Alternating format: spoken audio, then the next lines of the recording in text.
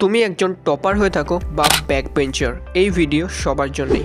কারণ এই ভিডিওতে আমি এমন কিছু ট্রিক বলবো যেগুলোকে যদি তুমি নিজের বোর্ড এক্সামে ইউজ করো তবে তোমার নাম্বার আগে থেকে 30% পর্যন্ত ইনক্রিজ করবে। আর ভিডিও শেষে আমি তোমাদের এমন একটা ট্রিক বলতে চলেছি যার সাহায্যে তোমরা পরীক্ষায় আসা যে কোনো অজানা কোশ্চেনেরই অ্যান্সার লিখে আসতে পারবে। তো দেরি না করে শুরু করা যাক আজকের ভিডিও।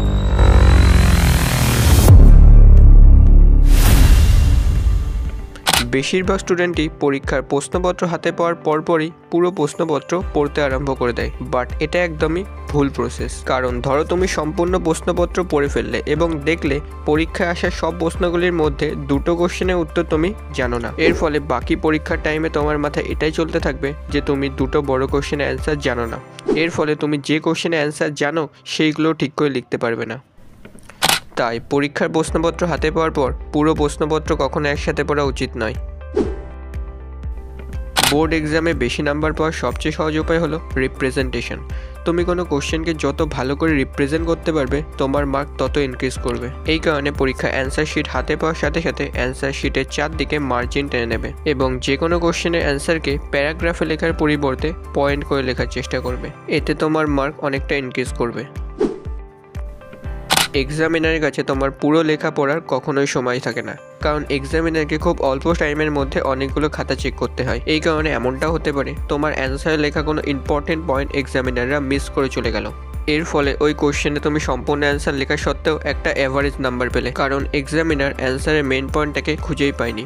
এর জন্য তোমাকে কি করতে হবে, যে কোনো অ্যান্সারের যেটা মেন পয়েন্ট, যে পয়েন্টটা ছাড়া ওই অ্যান্সার পুরো মিনিংলেস, সেই পয়েন্টটাকে তোমাকে সবসময় হাইলাইট করতে হবে। এর জন্য তুমি ওই ওয়ার্ডটা বা ওই সেন্টেন্সটার নিচে ডাবল আন্ডারলাইন করে হাইলাইট করতে পারো। এর ফলে তোমার অ্যান্সারের মেন পয়েন্টটা এক্সামিনার ওভারলুক করতে পারবে না এবং তোমাকে বেশি নাম্বার দেবে।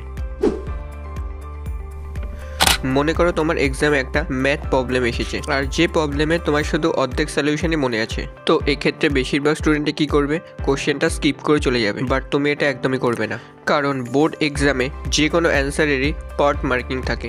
যদি তুমি ওই ম্যাথ প্রবলেমটার অর্ধেকটা সলিউশনও ঠিক করে আসো তো তুমি তার বেসে নাম্বার পাবে। তো কোশ্চেনটাকে পুরোপুরি ছেড়ে আসার পরিবর্তে তোমার যেটুকু সলিউশন মনে আসে ওই কোশ্চেনে সেটুকু লিখে আসো। এতে তুমি কোশ্চেনটাতে মিনিমাম যেটুকু নাম্বার পাওয়ার কথা সেটা পেয়ে যাবে। কিন্তু যদি তুমি কোশ্চেনটা অ্যাটেম্পটই না করো সেটাও পাবে না। এবার আসছে সেই ট্রিক, কিভাবে পরীক্ষায় আসা কোনো আনকমন কোশ্চেনের অ্যান্সার লিখে আসতে হবে। ট্রিকটা খুবই ইজি। মনে করো তোমার এক্সামে 4টে 5 নম্বরের কোশ্চেন এসেছে আর এই 4টে কোশ্চেনের মধ্যে ফার্স্ট কোশ্চেনের অ্যান্সারই তোমার জানা নেই। আর বোর্ড এক্সামে জেনারেলি এটাই করা হয়। বোর্ড এক্সামে যে কোনো গ্রুপেরই ফার্স্ট কোশ্চেনটাকে টাফ বানানো হয় যাতে স্টুডেন্টরা ফার্স্ট কোশ্চেনটাকে দেখেই নার্ভাস হয়ে পড়ে। কিন্তু তুমি যদি পরবর্তী কোশ্চেনগুলো দেখো, পরবর্তী কোশ্চেন কিন্তু অনেকটা ইজি বানানো হয় ফার্স্ট কোশ্চেনের তুলনায়। তো এক্ষেত্রে তোমাকে কি করতে হবে, ফার্স্ট কোশ্চেনটাকে ছেড়ে দাও। ফার্স্ট কোশ্চেনের জন্য তোমার কোনো জায়গা রাখার প্রয়োজন নেই। এর পরবর্তী 3টে কোশ্চেনের মধ্যে যে কোশ্চেনটা তোমার সবচেয়ে ভালোভাবে প্রিপেয়ার হয়েছে, যে কোশ্চেনটা যেন তুমি সবচেয়ে ভালোভাবে লিখতে পারবে, সেই কোশ্চেনটাকে লিখে দাও। এরপর যে বাকি দুটো কোশ্চেন বেঁচে রয়েছে সেই দুটো কোশ্চেনকে লেখো। এরপর গিয়ে তোমাকে লিখতে হবে first কোশ্চেনটাকে।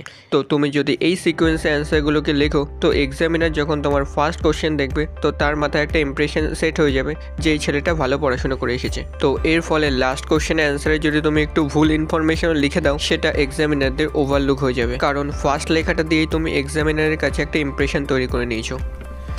But now the question is, আমরা ফার্স্ট কোশ্চেন অ্যান্সার লিখবো কীভাবে, কারণ ফার্স্ট কোশ্চেনের অ্যান্সার সম্পর্কে তো আমরা কিছুই জানি না। ওকে, তো তোমার এখন যেটা করতে হবে, পরীক্ষায় আসা ওই কোশ্চেনের টপিক রিলেটেড তোমার যা যা ইনফরমেশান মনে আছে সব কিছু লিখে দাও। যেমন একটা এক্সাম্পল দিয়ে বলি, মনে করো তোমার এক্সামে কোশ্চেন এসেছে সালোক সংশ্লেষের পদ্ধতি সংক্ষেপে বিবরণ করো। এই কোশ্চেনটা 5 নম্বরে এসেছে। তো এখন তোমার সালোক সংশ্লেষের পদ্ধতি সম্পর্কে মনে নেই। তো এক্ষেত্রে তোমাকে যেটা করতে হবে, তুমি সালোক সংশ্লেষ সম্পর্কে যা যা কিছু জানো সব কিছুই এই অ্যান্সারে লিখে দাও। যেমন ফার্স্টে পয়েন্ট করো সংজ্ঞা এবং সালোক সংশ্লেষের সংজ্ঞাটা এখানে লিখে দাও। দেন সালোক সংশ্লেষ প্রসেস কোথায় হয় সেটা লেখো। এরপর সালোক সংশ্লেষের ফলে কি কি উৎপন্ন হয় যেগুলো তোমার মনে আছে সেইগুলো লিখে দাও, যেমন অক্সিজেন, ওয়াটার, এটিপি, এইগুলো সব লিখে দাও। এবং শেষে সালোক সংশ্লেষের গুরুত্ব সম্পর্কে কিছু লিখে দাও, যেমন সালোক সংশ্লেষের মাধ্যমে গাছেরা নিজেদের শক্তি উৎপন্ন করে, এই সব কিছু। তো এইভাবে ইনফরমেশান দিয়ে দিয়ে তোমাকে এক পেজের একটা অ্যান্সার তৈরি করতে হবে। আর এইভাবে যদি তোমরা এক্সামে লিখে আসতে পারো তো আমি গ্যারেন্টি দিয়ে বলছি, যেই কোশ্চেনটা তুমি ছেড়ে আসতে, যেই কোশ্চেনে 0 পেতে, সেই কোশ্চেনে এখন 40 থেকে 50% মার্ক পেয়ে যাবে।